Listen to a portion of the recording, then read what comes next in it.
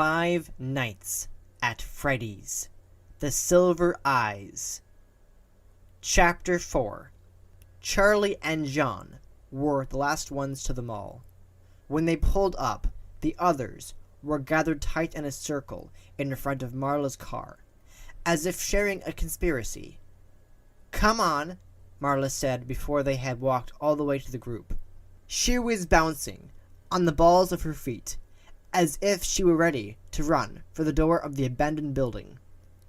Everyone but Charlie and John had changed their clothing, wearing jeans and t-shirts, things more suited for exploration, and she had a brief moment of feeling out of place. "At least I didn't wear a dress," Charlie thought. "Let's go," she said. Marla's impatience seemed to be contagious, or maybe it just gave Charlie an excuse to let her real feelings come to the surface. She wanted to show Freddy's off to the others. "Hold up," John said. He looked at Jessica. "Did you explain everything?" "I told them about the night guard," she said. "What else is there?" He looked thoughtful for a moment. "I guess nothing," he said. "I brought more lights," Carlton said, and held up 3 flashlights of varying sizes. He tossed one to Jason, a small one, with an elastic headband attached. Jason turned it on, fixed it around his head, and began moving enthusiastically in waves and circles, making the light bob and dance. "Shh!" Charlie said, even though he was not making any sound. "Jason," Marla whispered, "turn it off. We can't attract attention, remember?" Jason gleefully ignored them, spinning off into the parking lot, like a top. "I told him, if he's not good, he has to wait in the car," Marla told Charlie quietly. "But now that we're here, I'm not sure which place is creepier." She eyed the bare branches overhead, raging in the wind, threatening to reach down and grab them. "Or we can feed him to Foxy," Charlie winked. She went to her trunk and hefted out the police flashlight, but she did not turn it on. Instead, Carlton switched on 2 of his smaller lights and handed one to Jessica. They headed into the mall, knowing where they were going and what was waiting for them there. Charlie, John, Jessica, and Carlton moved through the empty spaces with a sense of purpose, but the others kept stopping to look around. "Come on," Jessica said impatiently, as Lamar gazed up at the atrium dome. "You can see the moon," he said and pointed. Next to him, Marla nodded, mimicking his posture. "It's beautiful," she said, although she could not see it. From a distance, they heard footsteps echo in the emptiness. "Hey, hey, over here!" John hissed, and they hurried as quietly as they could. They could not run for fear of making noise, and so they walked, fast but careful, hugging the walls. They entered the black void of the department store, creeping along in the shadows until they reached the break in the wall. John held back the hanging plastic obscuring the opening as the others maneuvered around the scaffolding. Jason was slow, and Charlie put a hand on his shoulder to hurry him up. As she steered him to the opening, a strong beam of light swept into the room, scanning up and down the walls. They all ducked through the plastic and ran down the alley to where the others were crouched down against the wall. "He saw us!" Jason whispered, alarmed, running straight to his sister. "Shh!" Marla said. They waited. Charlie was next to John this time, and after that moment by the tree, whatever it was, she was very, almost uncomfortably aware of him. They were not quite touching, but she seemed to know exactly where he was, an awkward sixth sense. She glanced at him, but his eyes were fixed on the opening to the hallway. They could hear the guard's footsteps now, clear in the empty space, each one distinct. He was moving slowly, deliberately. Charlie closed her eyes, listening. She could tell where he was from the sound, she thought, getting closer, then farther, crisscrossing the open room, like he was hunting for something. The steps came right up to the entrance of the alley and stopped. They all held their breaths. "He knows," Charlie thought. But the steps started again, and she opened her eyes and saw the light receding. He was going away. They waited, still motionless, until they could no longer hear the tapping of his hard-soled shoes. She and John both stumbled a little as they stood, and she realized they had been leaning against each other without realizing it. She didn't look at him. Instead, she set to work taking the heaviest things off the wooden shelf. "Will I be needing this?" Lamar asked, as Charlie handed him a bucket with a saw sticking out of it. "We have to move the shelf," Jessica said. "Come on." Jessica, Charlie, Carlton, and John got back into place and moved the shelf. Lamar tried to find a place to help, but there was really not room. Marla just waited. "I'm better suited to supervising," she said, when Charlie mocked glared at her. This time, the screaming of the metal door was not as loud, as if it no longer protested their entrance quite so strongly. Still, Marla and Jason covered their ears. "You think that's not going to bring the guard?" Marla hissed. Charlie shrugged. "Didn't last time," she said. "I know he saw us," Jason said again. The others ignored him. "His flashlight went right over me," he insisted. "It's really okay, Jason," Jessica said. "We thought he saw us last night too, but it was fine." Jason looked dubious, and Lamar bent over to his eye level. "Hey, Jason," he said. "What do you think the guard would do if he saw us?" "Shoot us?" Jason whimpered, eyeing Lamar warily. "Worse," Lamar said gravely. "Community service." Jason wasn't sure what it meant, but he held his eyes open wide, as though it was something terrible. "Will you leave him alone?" Marla whispered, amused. "He didn't see us." Jason reassured himself, though clearly unconvinced. Charlie turned on the big light and shone it down the hallway. "Oh my!" Marla gasped, as the first light streaked across the interior of the pizzeria. Suddenly, it became real, and her face flushed with awe and fear.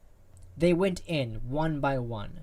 The temperature seemed to drop as soon as they walked into the hall, and Charlie shivered, but she did not feel ill at ease. She knew where they were now, and she knew what they would find. When they got to the dining room, Carlton spread his arms wide and twirled. "Welcome to Freddy Fazbear's Pizza," he said, in a booming announcer's voice. Jessica giggled, but the melodrama did not actually seem out of place. Marla and Lamar gaped at the room, awestruck. Charlie set the large flashlight on the ground, the beam facing up, and it lit up the main room in a dim and ghostly illumination. "Cool," Jason said. His eyes fell on the merry-go-round, and he raced for it and jumped onto the back of the pony before anyone could stop him. He was too big for it, his sneakers dangling all the way to the ground. Charlie smiled. "How do I make it go?" he shouted. "Sorry, buddy," John said. Jason climbed off, disappointed. "The arcade is over this way," Carlton said, motioning to anyone who might follow. Marla went with him, while Jason fiddled hopefully with the carousel's control box. Lamar had walked to the stage and was standing transfixed, staring up at the animals. Charlie went over to him. "I can't believe they're still here," he said, as he walked up. "Yeah," she said. "I'd forgotten this was a real place." Lamar smiled, for the first time, resembling the little boy Charlie had once known. Charlie smiled back. There was something surreal about this place. She had certainly never told any of her school friends about it. She would not have known where to begin. Worse, she would not have known where to stop. Jessica poked her head out from the retracted curtain at the side of the main stage, and they both startled. "What are you doing?" Lamar asked. "Exploring," she said. "There's nothing back here but a bunch of wires, though." She disappeared into the folds of the cloth again. After a moment, they heard a thud as they jumped to the ground, and she came strolling over. "Do they work?" Lamar asked, pointing to the animals. "I don't know," Charlie said. Truthfully, she had no idea how they worked. They had always just been set to intermittent life by whatever alchemy her father performed in his workshop. It doesn't look like anything is missing. They should work, she reluctantly added, though in her head she questioned the idea of trying to turn them on. "Hey!" Jessica exclaimed. She was kneeling by the stairs to the stage. "Everybody, come here now!" Charlie went over, and Lamar followed. "What is it?" Charlie asked. "Look!" Jessica said, shining her little light. Though well hidden along the grain of the wood, there was a door inset into the wall of the stage. "How did we not see that?" Charlie wondered. "We weren't looking," John said, staring intently at the small door. The whole group had gathered, and now Jessica looked around at them with a grin, put her hand on the little doorknob, and pulled. Magically, it opened. The door revealed a small, sunken room. Jessica shone the light around it. It was full of equipment. One wall was covered in TV screens.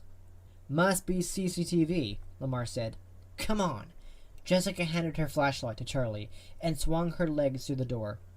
There was one deep step leading down into the room, which was no bigger than a large refrigerator turned on its side. "It's a little too cramped for me. I'll keep looking around out here." John saluted, then turned, as though to stand guard. "This is like a clown car," Marla remarked, as she jostled against Charlie. The space was too cramped for all of them, but they crowded together. Jason sat on the step, feeling more comfortable by the exit.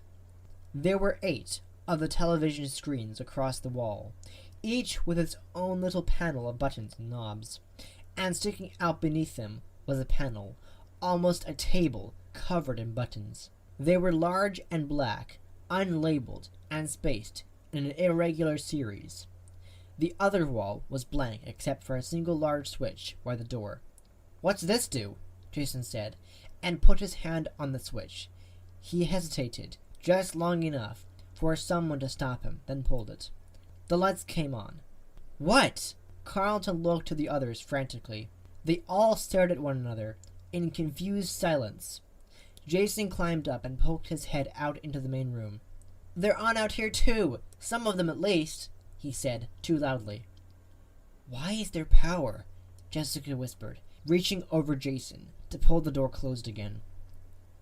"How is that possible?" Charlie said. "This place hasn't been open in 10 years. "Cool." Marla leaned forward, studying the monitor, as though expecting some sort of answer to be revealed. "Turn on the TVs," Jason said suddenly. "I can't reach."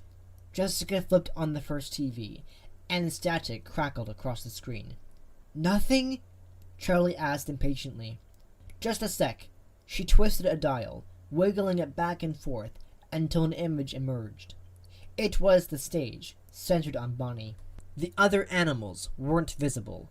Jessica turned on the rest of the TVs, adjusting them until the pictures became clear, although most were still poorly lit. "They still work," Charlie said almost under her breath. "Maybe," Jessica said. "Hey, someone go out there, see if the camera is live." "Okay," Marla said after a brief hesitation, wriggling her way to the exit and awkwardly climbing over Jason. A moment later, she appeared on camera, on stage beside Bonnie. Marla waved. She appeared multicolored as the stage lights bathed her, in purple, green, and yellow from different sides. "Can you see me?" she asked. "Yeah!" Carlton shouted. Lamar was staring at the buttons. "What do these do?" he said with a wicked grin, pressing one. Marla screamed. "Marla, are you okay?" Charlie shouted. "What happened?" Marla was standing still on the stage, but she had backed away from Bonnie and was staring at him as if he might bite. "He moved!" Marla yelled. "Bonnie's moved! What did you do?" "Marla!" Jessica yelled, laughing. "It's okay! We pushed a button!" Lamar pressed the button again, and they all watched the screen this time. Sure enough, Bonnie turned stiffly to one side. He pressed it again, and the rabbit swiveled back to face the absent audience again. "Try another one," Carlton said. "Go ahead," Lamar said, and climbed out of the little room to join Marla on stage. He crouched down to inspect Bonnie's feet. "They're attached to a swiveling panel," he called. "Yeah?" Jessica called back, not really listening.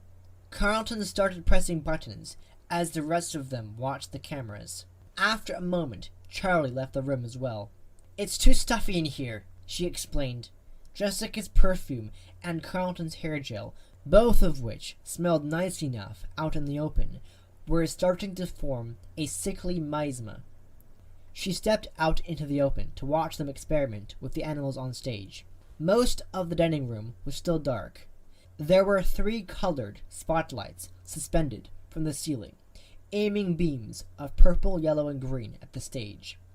The animals were cast now in unnatural colors, and dust in the beams of light shone like tiny stars, so many that it was difficult to see through them. The floor beneath the long tables was dusted with glitter that had fallen from the party hats, and as she looked around, she noticed again the drawings that lined the walls of the place, all at the height of children's eyes.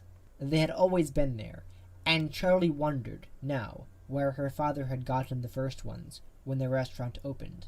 Had he used her own childish scribblings, or had he made them himself and stuck them up, forgeries to encourage actual children to display their art? The thought of her father hunched over his workbench, gripping an unsteady crayon with hands accustomed to manipulating microchips, made her want to giggle. She noticed the flashlight still on in the center of the room, and went to switch it off. "Don't waste the battery," she said in her head, in chorus with Aunt Jen's voice. She turned her attention to the stage. It looked like the others had gotten Chica and Bonnie to go through a series of small, specific movements. They could each swivel their entire bodies back and forth, and their hands, feet, and heads could be moved in various directions, but each movement was separate. Charlie went back to the control room and stuck her head in. "Can you make them do the dance?" she asked. "I don't know how," Carlton said, leaning back away from the monitors. "All of this must have been used to program the dances. I don't think someone was in here manually controlling everything during the shows." He shook his head with certainty.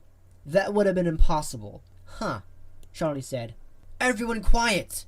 Marla called out, as they all fell silent. For a long moment there was no sound. Then Lamar said, "What?" Marla frowned, tilting her head to the side, listening for something. "I thought I heard something," she said finally. It was like pings of a music box. Her mouth barely moved as she spoke. "It's gone." "Why isn't Freddy moving?" Charlie asked. "I don't know," Carlton said. "I can't find the controls for him." Jessica said, tapping the monitors. "These cameras don't show the whole place." Charlie peered at them, but they were mixed up, in no logical order. They couldn't piece together a picture of the whole restaurant. "There's 3 cameras on the stage, 1 on each animal, but there should be 1 on the whole thing," Jessica was saying. "There's the entrance to the kitchen, but not the kitchen itself, and you can't see the hallway and the room with the little stage we were at last night." "Maybe the cameras are just in the main room," Carlton suggested. "Nope," said Jessica. "There are cameras everywhere out there." "So?" Carlton said. "So there's got to be another control room," Jessica said triumphantly. "Maybe down the hall by the other stage." Charlie went back out into the main room again. She was feeling restless, less excited by the discoveries than the others, though she was not sure why. She watched the stage. Carlton was still playing with the buttons, Bonnie and Chica jerking in small, disjointed motions, as Freddy Fazbear remained motionless, his eyes half closed and his mouth slack, slightly open. "Hey," Lamar said suddenly. "Marla, the music. I hear it now." Everyone was silent again. Then Marla shook her head. "Creepy," she said, more excited this time, rubbing her hands together as though they were sharing campfire stories. Lamar looked thoughtfully at Freddy. "Let's go find the other control room," Jessica said, emerging with a determined look on her face. "Okay!"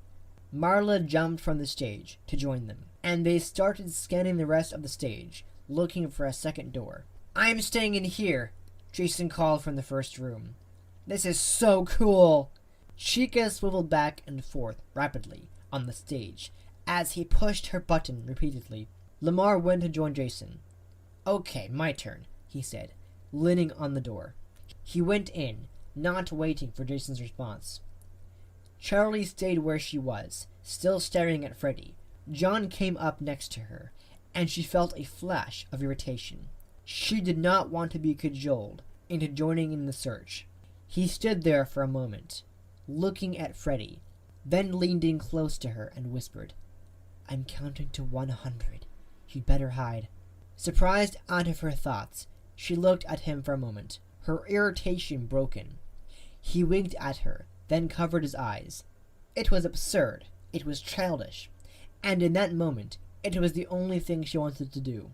Slightly giddy, Charlie took off, looking for a place to hide. Jason pushed the series of buttons again, with increasing frustration. "I'm bored now," he announced. "How can you be bored?" Lamar said, wide-eyed. "They aren't working anymore." Jason continued to press buttons, no longer watching the monitors. Lamar studied the monitor. Bonnie's head was up and turned to the side, his eyes appearing to watch the camera. "Well, go find your sister then," he told Jason. "I don't need her permission to be bored."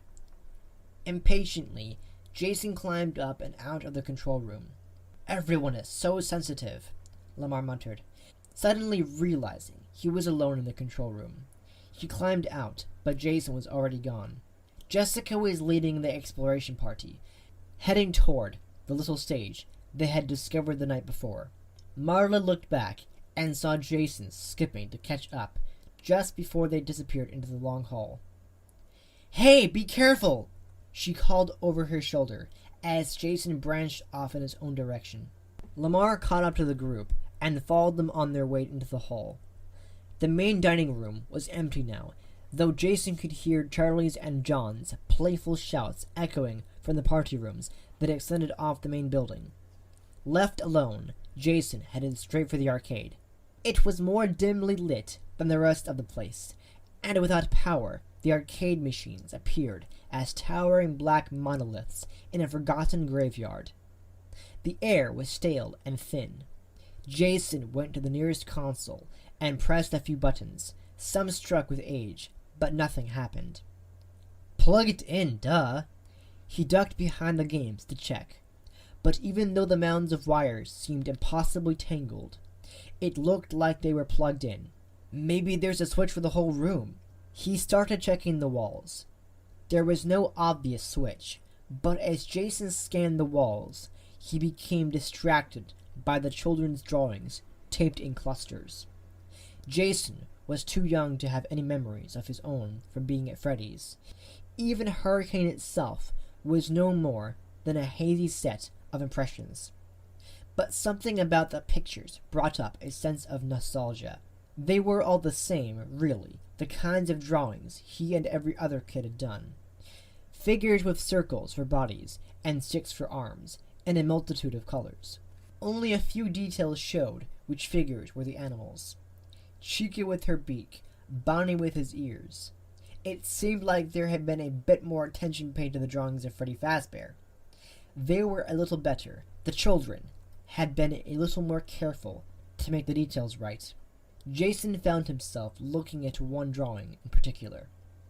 It was the same as the others, maybe a little better. Bonnie the bunny hugging a child. There was no name at the bottom. Jason took the picture off the wall, uncertain why this one in particular interested him so much. John burst into the room with a wide grin and a deep breath, but then, seeing that it was only Jason inside, he quickly returned to a stoic demeanor. "What's up?"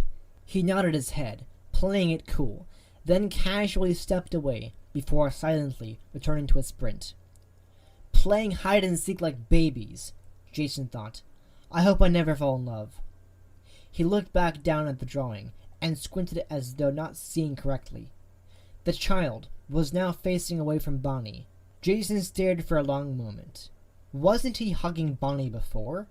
He looked out at the main room, but Marla was out of sight, looking for the control room. Jason folded the drawing carefully and put it in his pocket. It was suddenly apparent how quiet it had become outside. Jason stepped out timidly and peeked into the dining room. "Guys?" he whispered, looking back once, then ventured out to find the group. Jessica, Lamar, Carlton, and Marla were still creeping slowly through the other half of the building. The spotlights from the dining room didn't reach this far, only accenting edges and corners or specks of glitter.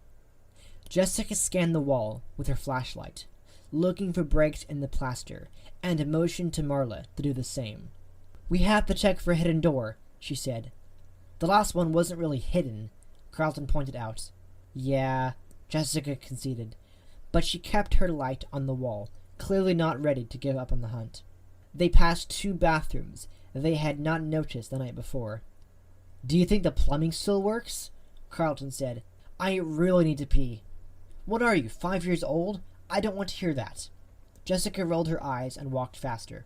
When they got into the room with the little stage, everyone stopped. Marla and Lamar went closer to the stage, drawing together slightly, as if unaware they were doing it. Even though Carlton and Jessica had been here the night before, it was as though they were seeing it anew through Marla's and Lamar's eyes. They still had not seen what was behind the curtain. Carlton realized suddenly. "I remember these posters," Lamar said. "I remember this too," Marla said, pointing to the sign that read, "Out of Order," strung across the stage. "My whole life I've felt uneasy when I've seen that phrase, even if it's just at a vending machine." She laughed insincerely. "I know what you mean," Lamar said softly. But before he could go on, Carlton interrupted. "Found it." "Maybe," Jessica amended. There was a door, close set into the wall, like the one below the stage. Not quite hidden, but not meant to be noticed. It was painted black, like the walls of the room. Jessica turned the knob and pulled, but it was stuck tight. "Locked?" Lamar said. "I don't think so." "Let me try," Marla said. She grabbed the knob and yanked, and it came open, sending her stumbling back. "Impressive," Lamar said. "Yeah, well, taking care of Jason makes me tough," Marla grinned, as she knelt down to squeeze through the small door. It was almost the same as the first room, a set of 8 TV screens and a large panel of unmarked black buttons. Carlton fumbled to find the master switch, reaching his hand into a dark corner. Then, with a click, the power came on, and a soft buzzing sound filled the room.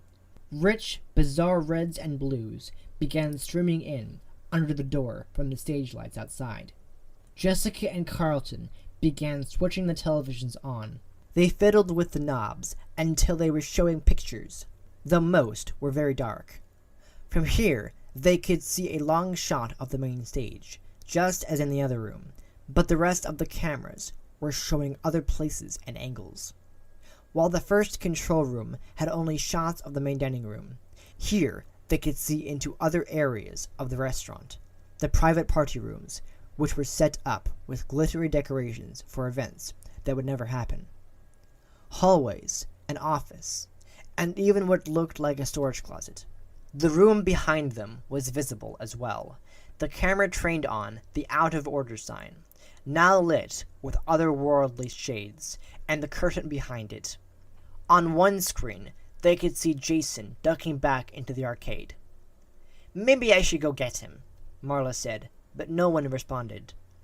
Carlton started pressing buttons. Spotlights appeared and vanished on the stage in the main dining room as he did, illuminating first one animal and then another, lighting up empty spaces where someone might once have stood.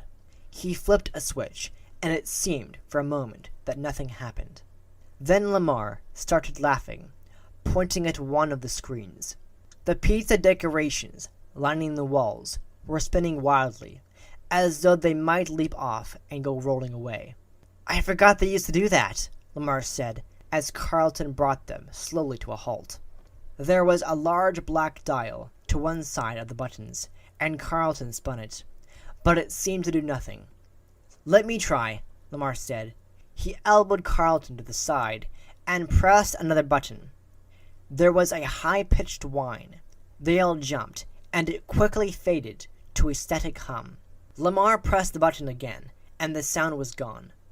"I guess we know what turns the speakers on," Carlton said. "I bet we could figure out how to play the music," Jessica said. She reached forward and pushed something else, and the stage lights popped up while the main lights dimmed. The figures on the main stage suddenly stood out a little, commanding attention. She pushed it again, and the lights faded back to normal. "I love that," Carlton said. "What?" asked Marla.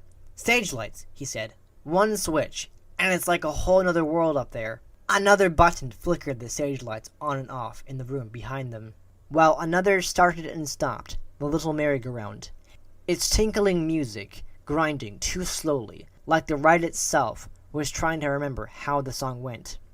They managed to get the speakers on again, without the feedback whine, but there was still only static. "I have an idea," Jessica said, pushing to the front of the group. She switched on the static again, then started turning the knob back and forth. The hum grew louder in pitch, and then higher, responding to her adjustments. "Progress?" Carlton said. "It's still just static," Marla said, unimpressed.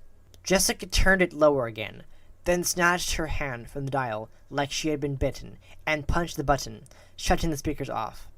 "What?" Marla asked. Jessica remained motionless, her hands still suspended in air. "What happened? Did it shock you?" Carlton asked. "It sounded like a voice," Jessica answered. "What did it say?" Marla asked, apparently interested again. "I don't know. Let me try again." She turned the speaker on again, calling forth the static, and lowered the hum as they all listened, intent on the sound. As it sank to a lower register, just below the range of a human voice, they all heard it, grinding in broken words, almost too slow and distorted to be considered speech. They looked at one another. "What on earth?" Marla said. "No, it's just random static," Lamar said. He reached for the controls and dialed the pitch back up slowly. For another fleeting moment, there was a purposeful sound. "That sounded like singing," Carlton said. "No," Lamar said, sounding more unsure this time. "Do it again," Marla said. Lamar did, but this time the static was empty. "Is that Charlie?" Marla suddenly became focused on a blurry figure moving down the dark hall toward them, sliding along the wall as though to remain unnoticed. Charlie was hurrying, almost skipping, and trying to find another place to hide. She glanced behind her, vaguely suspecting that John might be cheating. She moved through the darkness and toward the colorful glow of the small stage curtain, which was throwing eerie reds and blues onto the tables and party hats. Going down this passage had always felt like a long and perilous journey, one not to be made alone. She kept her gaze fixed behind her, letting the wall beside her guide her step. She knew John was close, probably creeping up on her in the dark. Suddenly, she backed into something, stopping short. She had been moving faster than she thought, or more likely, the hall was not as long as she remembered. She saw his shadow at the end of the hall. If he turned his head, he would see her. Without thinking, Charlie climbed up onto the platform that she had bumped into and ducked behind the curtain, tucking herself between the wall and a large bulky prop, trying not to breathe. "Charlie!" he called, still far away. "Charlie!" Charlie felt her heartbeat quicken. There had been boys she liked, now and then, but this was something different. She wanted him to find her, but not quite yet. As she waited, her eyes adjusted to the darkness, and she was able to make out the shape of the curtain and the edge of the stage. She looked up at the object in front of her. No. Her body shuddered, then froze. It was standing over her. It was the thing from her father's workshop, the misshapen thing that hung in the corner, shaken by random convulsions as its eyes burned silver. "Does it hurt?" Now it was still, and its eyes were blank and dull. It was staring straight ahead, insensate, and its arm, with its hook hung, useless at its side. She recognized his eyes, but he was somehow worse now, encased in hollow body parts and matted with red fur, with a stench of oil and glue. He had a name now. They called him Foxy. But she knew better. Charlie shrank away, pressing against the wall. Her heart was racing, and her breath was shallow, too fast. Her arm had been touching its leg, and now she felt a sudden itchiness from it, like she had been contaminated. She wiped her hand violently against her shirt as she began to panic. Run! She sprang away from it, pushing off the wall to get away, to move before it saw her, but the edge of the stage caught her foot. She stumbled forward, momentarily becoming entangled in the curtain. She struggled to get free, when suddenly the thing's arm jerked up, and the hook slashed at her arm. She ducked away too late, and it cut her. The pain was shocking, like freezing water.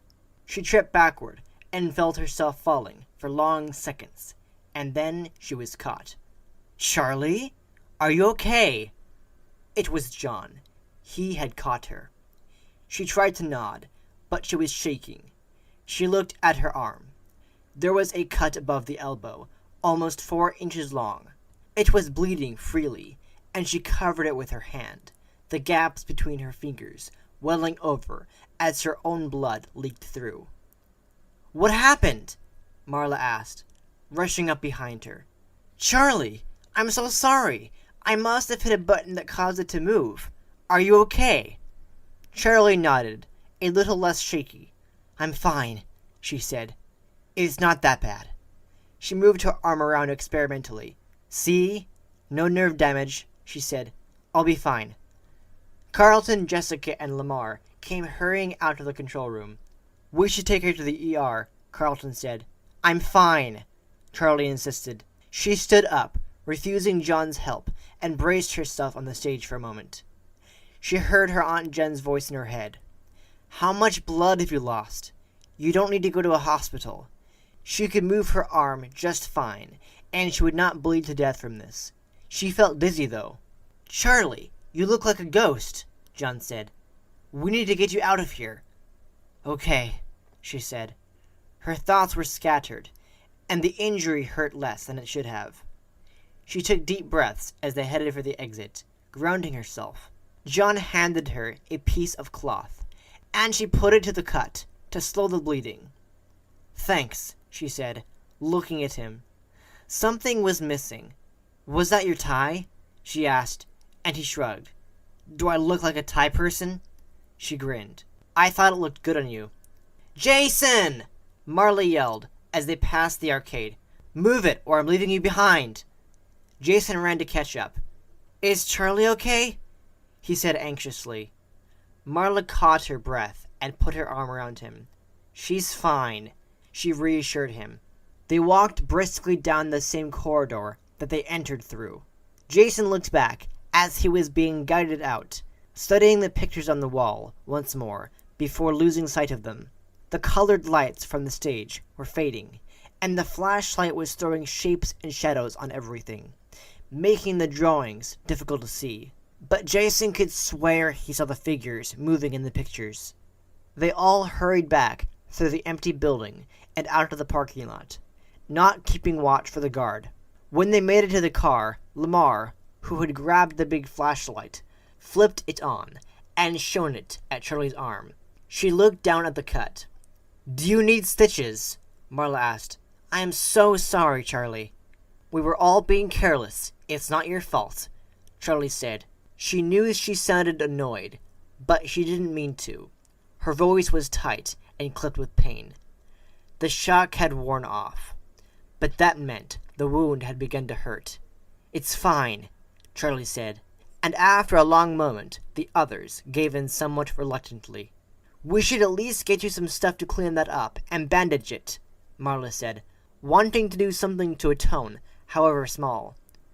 "There's a 24-hour drugstore just off the main road," Carlton offered. "Charlie, why don't you go with Marla, and I'll drive your car back to the motel?" Jessica said.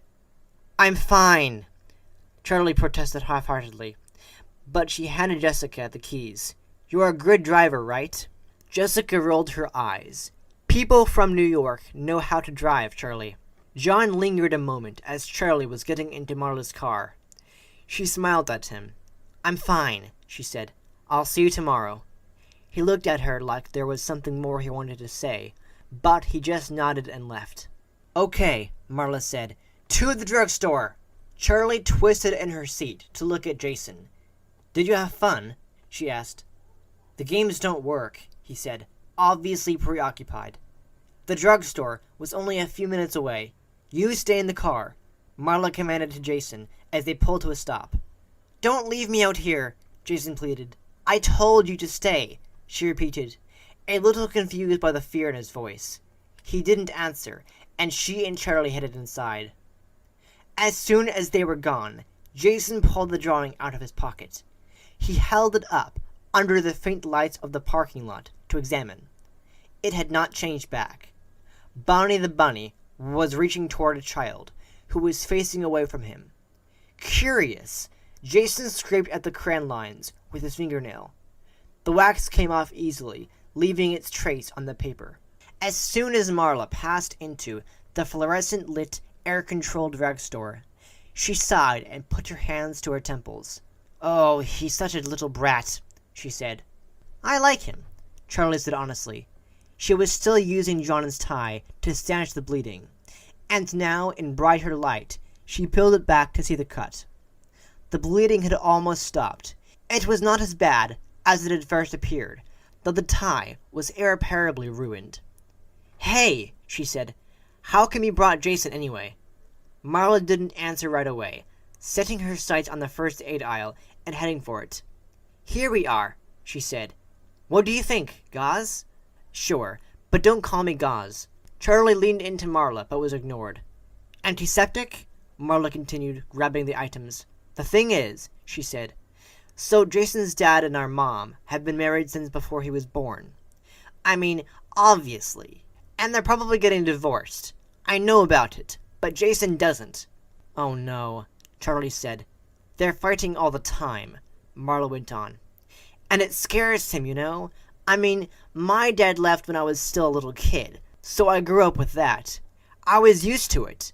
Plus, I got to have a great stepdad. But for him, it's gonna feel like the end of the world. And they're sure not doing anything to make it easier. They're fighting right in front of us, so I didn't want to leave him alone with that for a week. I'm so sorry, Marla, Charlie said. Yeah, it's okay, Marla said. I'm leaving in a year anyway. I'm just worried about the brat out there. He's not really a brat, Charlie said, and Marla grinned. I know. He's pretty great, right? I kinda like having him around. They paid for the supplies. The clerk, a teenage boy, didn't bat an eye at Charlie's moderately blood-spattered appearance. Outside, they sat on the hood of the car. Marla started to open the bottle of antiseptic, but Charlie held out a hand for it. I can do it myself, she said. Marla looked like she was about to argue, but she swallowed whatever she was about to say and handed Charlie the bottle and a piece of gauze. As Charlie awkwardly cleaned her arm, Marla smiled impishly. Speaking of people we like having around, are you having fun with John? Ow! That stings! And I don't know what you mean, Charlie said primly, suddenly putting all her attention on her task. You do too. He's following you around like a little puppy, and you were loving it. Charlie bit back a smile. How about you and Lamar? She retorted. Me and who now? Marla said. Here. She held out a hand for the bloody gauze, and Charlie handed it to her, reaching for a clean strip. You're going to have to let me tape it, Marla said. Charlie nodded and held the gauze in place as Marla reached for the tape. Come on, Charlie went on. I see the way you look at him. Nope. Marla smoothed down the last piece of tape and put everything back in the bag. Seriously, Charlie said as they got back into the car.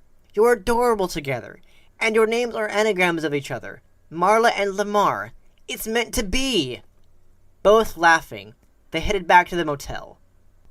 And that is the end of Chapter 4. Thank you for listening to this chapter of Five Nights at Freddy's, The Silver Eyes. I hope you enjoyed listening to it. If you did, please hit that like button. I really do appreciate it. And if you are new to this channel, subscribe for the next chapter of this novel. And if you haven't already, make sure you subscribe to my second channel where I do reaction videos. The link will be in the description. Also, make sure you click that bell so you'll be notified whenever I upload a new video. And I'll be back next week with the next chapter. Alright? See ya.